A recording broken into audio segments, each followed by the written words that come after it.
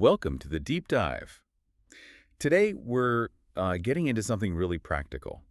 How we talk about being sick, viruses, health, in just normal everyday English. Yeah, exactly. We've looked at some great sources, and basically our mission today is to figure out the most natural ways to talk about this stuff so you can feel, well, confident and sound really fluent. And it's more than just a vocabulary, isn't it? This stuff comes up all the time. Chats with friends, talking to people at work, Oh, definitely. especially with, well, everything that's happened globally health-wise recently. The idea isn't to make you sound like you're reading a medical journal. Right. It's about sounding comfortable, natural, like you actually talk this way. Absolutely. So how are we going to do it? Well, we'll pinpoint some key phrases first. Mm-hmm.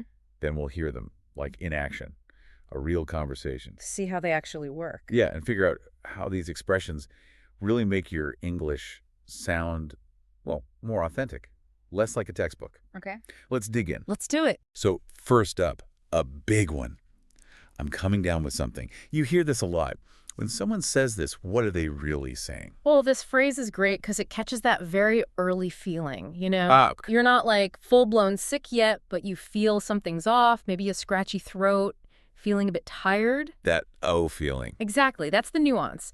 It's softer, it's less dramatic than just saying, I'm sick. It's almost like a polite heads up, something's starting here. Like an early warning signal from your body. Precisely, without being too alarming. That makes total sense. It really gives that just starting vibe, Yeah. doesn't it? Mm. And our sources show it just like that. Like, I think I'm coming down with something. I have a sore throat. Simple. Yeah. Or she's staying home because she's coming down with something. It's that sort of pre-sickness announcement. Very useful. Very common. Okay, so that's when you feel it starting. But what about when it seems like, well, like everyone is getting sick, coughing, sneezing all around you? Yes, that's the perfect time for it's going around. Yeah. This one is so common. It just perfectly nails that feeling when some illness, like the flu or a cold, is just spreading everywhere. The office, school, your neighborhood. It's like you can feel it in the air sometimes. Totally. And it's a really casual, conversational way to say, yeah, there's a bug making the rounds. It gives context immediately, like, oh, okay, it's not just me then. Yeah, it normalizes it a bit. It does. Yeah. It almost says, don't worry too much. Seems like everyone's catching this thing. It's kind of like a verbal shrug explaining why half the office is out sick. Exactly. I know I've used that one loads. Yeah. You might hear someone say, be careful at work. That flu's going around. Mm-hmm. Classic example. Or if someone asks why so many people are off, you can just say, don't worry, it's going around. Everyone's getting it. Super efficient. Very natural. Okay. And now for like a real classic phrase. It sounds almost a bit old-fashioned maybe. Under the weather. Ah, This one means you feel a bit sick, right? A bit off. Not like seriously ill, but not great either. But why under the weather? Does that actually mean anything? it's funny you ask. It actually does. It's one of those phrases with a cool little history. Oh, really? Yeah, it apparently comes from sailing ships. Way back when. No way. Yeah, when the weather got rough, sailors who felt seasick or unwell would go below deck. So they were literally under the bad weather happening up top. Huh. I never knew that. That's Well, brilliant. And what's great is how it's stuck around. It works so well as this polite, kind of vague way to say you're not feeling well. Right. Vague is good sometimes. Exactly. You don't have to list your symptoms. Headache, cold, just tired.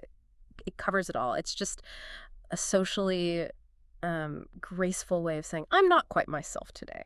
I love knowing the origin now. Makes it even better. So you just say, like, I'm feeling a bit under the weather today. Or maybe explain why someone's absent. He's under the weather, so he's staying home. Yeah. It lets you give a reason without, oversharing, which feels very English-speaking sometimes. It really does. That politeness, that slight reserve. Okay, great. So we've sort of unpacked these three key phrases. Now let's actually hear them being used. Yeah, put them in context. We've got this short, pretty realistic chat between two friends, Sam and Mia. Just listen to how these phrases kind of pop up naturally. And pay attention to how they fit, the timing, the situation. That's what makes them sound right. Okay, here's the dialogue. Mia says, "Hey, Sam, you look awful. Are you okay?" And Sam replies, ugh, I think I'm coming down with something. My throat is killing me. Then Mia, "Oh, no. Stay home if you can. That flu is really going around right now." Sam again? Yeah, I know. I just feel really under the weather today. Then Mia finishes with, Get some rest and drink lots of tea. See? It flows really well, doesn't it? Yeah, Sam starts with, I think I'm coming down with something. that early warning again. Exactly. Yeah. It's polite, not too dramatic. Yeah. Just letting Mia know something's up. And Mia's response, that flu's going around. Mm-hmm. It immediately adds that context, right? Yeah, it connects Sam's feeling to the bigger picture. Like, yes, that makes sense. I've heard about that. It shows understanding. Right. It's relatable. Totally.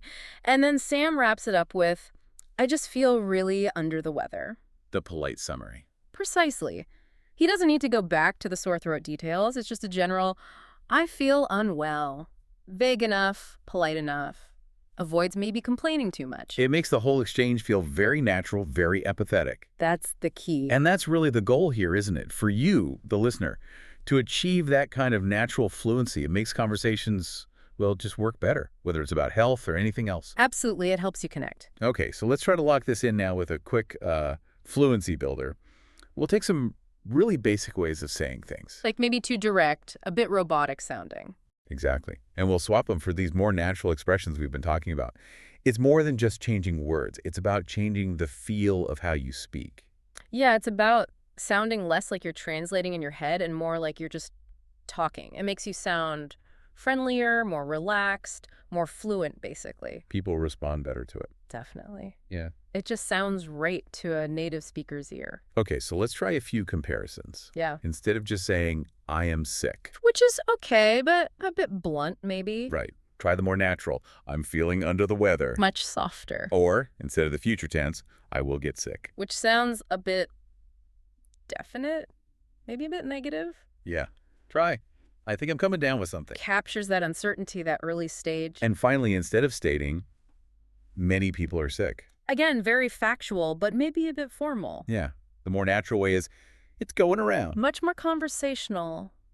Casual. See how those shits make a difference? Big difference. Okay, maybe a couple more for your toolkit. Just some bonus extras you hear a lot. Oh, good idea. You might hear someone say, I caught a bug. Ah, yeah, caught a bug. It just means I got sick. Usually something mild, maybe a cold or stomach thing. It's pretty common. Like a little quitter gotcha? Kind of. Or if someone feels really quite bad, they might say they're feeling lousy. Lousy, yeah, that means pretty rubbish, right? Yeah, definitely feeling unwell. And one more, if you want to tell someone to get better, a really nice warm way is just rest up. Dressed up. Simple, friendly advice. Exactly. Okay, and that actually leads nicely into a quick cultural point, doesn't it? It does. It connects back to that politeness we mentioned. How so? Well, generally, in many English-speaking cultures, it's seen as considerate, responsible, even, to let people know if you're not feeling well, especially if you think you might be contagious. Giving them a heads up. Exactly. It shows you're thinking about others, letting them take precautions, maybe change plans if they need to. It's partly information, partly just respect. Particularly important now, after everything. Absolutely. It's become even more ingrained, I think. Okay, well, that wraps up our deep dive into talking about illness and viruses in everyday English. We covered quite a bit. We did. We looked at, I'm coming down with something, it's going around, and under the weather. We saw, what they mean, where they came from, how they sound in real life. Hopefully making you feel more confident using them. That's the goal. Getting you comfortable and sounding really natural when you talk about health. And the key now is practice, right? Don't just file these away.